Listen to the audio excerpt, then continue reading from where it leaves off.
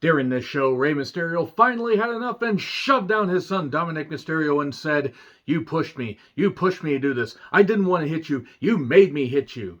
This was also what Jimmy Snuka said to Nancy Argentino in May of 1983, what Austin said to at least two of his wives, and what Chris Benoit said to Nancy and Daniel. Never mind, let's just roll on. I'm John Renton with my review WWE Smackdown from Las Vegas, Nevada, steamrolling towards WrestleMania 39 in just over a week. Inglewood, California, SoFi Stadium, thanks in no small part to the men like Mayor James T. Butts Jr. Thank you, Mayor Butts, for being the cheekiest politician this side of, I don't know, somebody that probably had a similar sounding name. So yeah, this show, it was fine. I guess it was fine. They're kind of limping towards Mania. I mean, it had a decent close. They've really been phoning in a lot of these shows outside of a few particular segments. So we get recaps of the Zane Owens reunion and them talking on Raw. 8 days until WrestleMania. 8 days until WrestleMania. One of the matches they could have put at least on the pre-show is going to be on Smackdown next week. Cody entrance with all the pyro and insincerity and all that, and Kaiser didn't even get a TV entrance. That being said, Cody versus Ludwig Kaiser. About 2 years ago, Cody solved racism. Now he's going to solve Reichism. So this match went through two breaks. Heyman and Solo showed up. Look, Ludwig can work. It's just, this proved that they didn't have nearly enough to fill out the show. They only have a bunch of people on the goddamn roster. It's not like they couldn't have done something else. But this match went through two breaks. It was fine, I guess. Eventually, we get to the second break. By the way, the He Gets Us ad, Jesus Gets Us, it's funded by a bunch of right-wing religious crackpots. But then again, that's an oxymoron. That's a redundant statement because pretty much all religious people are crackpots. If you believe in the whole He Gets Us ad campaign, you're fucking idiots. I just want to say that right there. So this went forever. Crossroads 1, 2, 3. There you go. And then Heyman says Samantha didn't do a very good job introducing you and, then announcing you winning the match. But then again, I think she's from Las Vegas, so there you go. Ooh. And then Heyman does it properly. It's going to be Cody versus Solo on Monday. If you can get through Solo, then it's going to be all roads go to Roman or lead to Roman. And Roman is going to be here next week. Honestly, at this point, even though I've soured on Cody well before he came back to WWE. Look, he's going to be champion, split up the titles, and then you can have it mean something. I got nothing against Roman. I'd be all for him holding it for the next 2 years if he actually showed up and if it wasn't a unified title. Split him up, do something proper, and have Roman go away because Roman has every right to have a part-time schedule, but you need a full-time champion.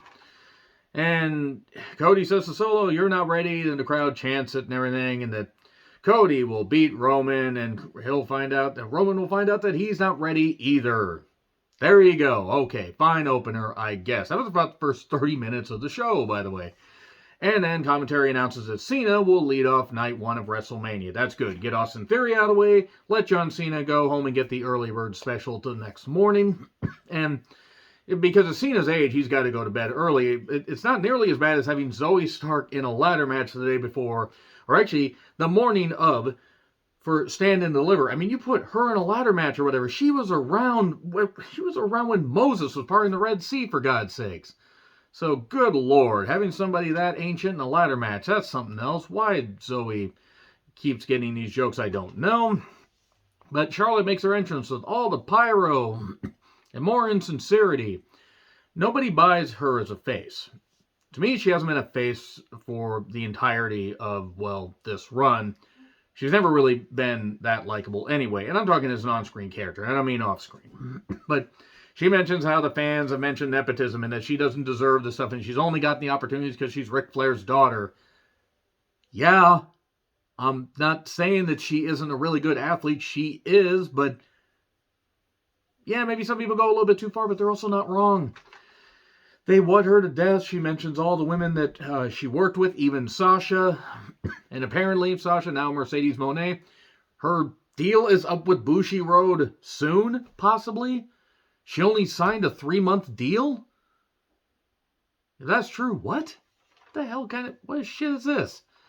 Anyway, then she respects Rhea. I respect you, Booker man. And then, God, sorry, bad Super Brawl 6 flashbacks. There are not good Super Brawl 6 flashbacks. And she leaves. Ray's daughter and his grandmother were in the front row. Wait, that's his wife. I'm sorry. They look so similar. And they're here for the second match, about 40 minutes into the show. It's Rey Mysterio versus LA Knight, more like LRey Knight, as it were. The Golden Knights, LA Knight, and Rey Mysterio. Pretty much nearing the end of his in-ring career, I think. I would be very surprised if he kept going after this, because he's still ambulatory. He could keep going if he wants. This storyline with Dominic hasn't been good, but a lot of people have bought into it.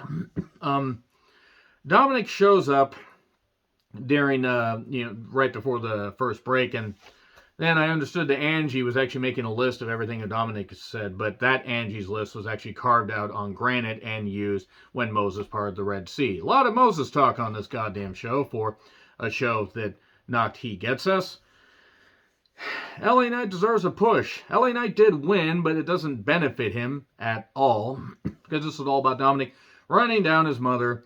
Ray got upset and said that, you push me to do this. I didn't want to hit you. You made me hit you. You've got the match. Everybody popped, everybody popped for Dominic being shoved. I didn't, because I don't care about this feud, because I don't care about Dominic, because I have no desire to see Dominic on my television screen at all. And I'm glad that Ray didn't have a long WWE Championship run, considering that Dominic has basically been a plague on wrestling programming. People like him, that's fine. I'm not even saying you guys can't. I can't stand him. And it's not like I can't stand him, like, I want to see him get beat up. No, I don't want to see this dumb motherfucker. Anyway, so Shotzi and Natty took on Xia Li and Lacey Evans, while Liv and Raquel were at ringside. And I bet you Lacey was saying all kinds of slurs under her breath, and talking about how mental illness isn't real, and while shilling corn dogs and everything, talking about all the processed foods causing weird shit. My point is, Lacey Evans has worms for brains, or worms where her brain should be, and also she's like that one person that couldn't figure out how to define, that one woman who couldn't figure out how to define woke, and it broke her brain, because we all know what she wanted to say, and we all know what Lacey wants to say. They could fire Lacey and I wouldn't miss her. And I used to be a big defender of Lacey, even recognizing that it was pretty obvious how she felt, at least as a character. She worked, now she doesn't. Xia Li accidentally gets hit, but I'm sure that Lacey wanted to lay out the minority, because of course she does, because people like Lacey always want to do that. You served your country. Congratulations. You don't need to serve wrestling anymore, because wrestling has served you a whole lot more money than you ever deserved. Shotzi and Natty win, and that's really about it. Then Ronda and Shayna show up and cut promos, and Ronda says, well, we're added to that women's tag team championship 4-way thing. And then Ronda points at the goddamn sign. Oh no, she's pointing at the Sandy Hook conspiracy theory sign again. Stupid bitch. She deserves to have Travis Brown, who, by the way, did abuse a woman. So you know what, Ronda? Hate to say it, anything happens. You kind of fucking deserve it. Don't know why I'm being so mean-spirited here. Probably because I just don't give a shit anymore. So Pierce is with Drew and Sheamus. They go back and forth. Peter Doon is coming back soon. And Ridge, who again does not deserve the death threats that he's gotten, nor does his family deserve the death threats. They jaw-jack back and forth. Of course, Sheamus did, say, what's the crack? And Whitney Houston and her daughter drowned in the bathtub again. Oh, this review is going so goddamn well. Gunther then yells at Pierce, sort of, and then mentions how he wants to eradicate the UK. Of course, the Austrian talks about eradicating the UK. And then Peter Doon attacks him, and we get a match. It was fine.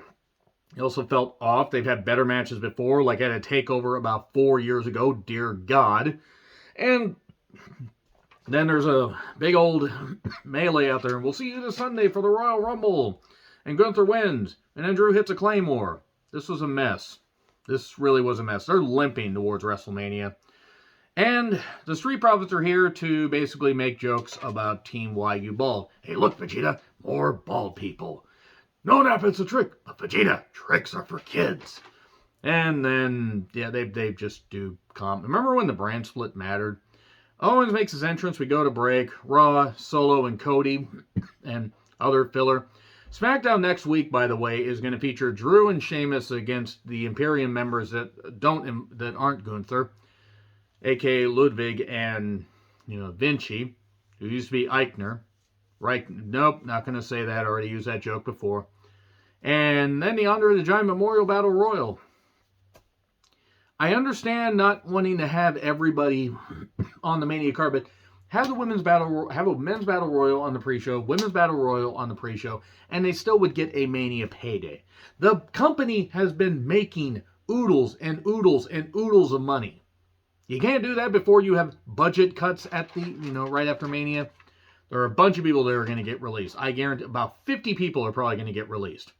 Because they're probably going to sell the company. Or Triple H has realized, I signed a whole bunch of really bad people like Hit Row. Gallows and Anderson are in the Battle Royal. Lashley is in the Battle Royal. Because we thought it would be a good idea to put him with Bray. It would have been terrible. I hope that Bray recovers from whatever injury he does, or maybe whatever excuse is being. If it's an injury, okay, I hope he's all right. If it's just an excuse because of creative differences, whatever it is, I hope that he's going to be all right. But Lashley versus Bray would have been terrible. You could have done Lashley versus LA Knight. Maybe they had that match pop out of the Battle Royal and they put that on the card last minute. KO and Zane talk. Owens kind of jokes like, oh, we comment about, coming out together, and then you wanted to come out. You just wanted to get your own pop. And, oh, no, they're going to tease that Owens is going to turn on Zane at Mania. No, they're not going to do that. Not so soon. God, not so soon. That would make, not only would it make Owens one of the most hated guys, but then who beats the Usos? So, Zane is fired up about Mania. And the KO Mania shirt, but KO Mania's on the back this time. Because he always says KO Mania. It's WrestleZania. And Sammy, Big Pop. And he wanted to hug him. He says, no, I already hugged you. You get one hug a year. And they hug anyway. And then the Usos attack him. And then the Usos pound Zane down with their D. And that's all I got to say about that. So let me know your thoughts in the comments. Like, share, subscribe, Twitter handle in the description. I'm John Retlin. I'll see you soon.